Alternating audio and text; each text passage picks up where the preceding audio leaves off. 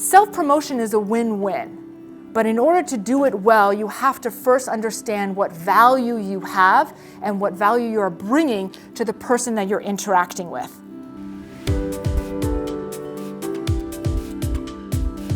The idea to put them together was to connect alumni with students, and then our incoming students. So just kind of get everybody in the same room with the same voice and the same interest. If you know you're going to have a performance meeting with your boss, do your homework in advance. Have your emotions in check as well. Think about your biases in advance so that you can be really receptive to grow and to develop.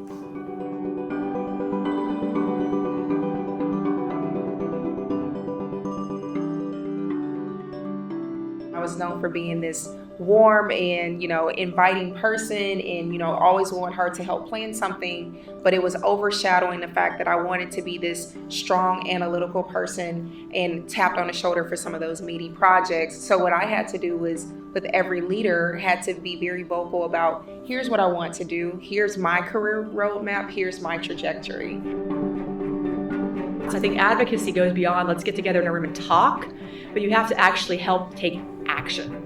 And those things will build their resumes, which will help them get their promotions, which will help them do better in their careers and in life. So I would say, that's one thing that I'm working on pretty strongly right now because I have a lot of passion around it. You can tell because I'm getting heated up. But that's something that I think is important as well.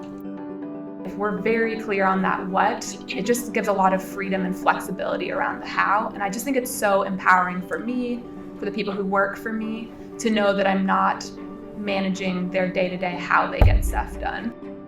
I'm back. I met a lot of new students that are gainfully employed and some that are still looking. So just giving my advice on where I was, at that time in my journey when I was at Terry. So it's just been a great way for me to give back to the university and to the Terry College.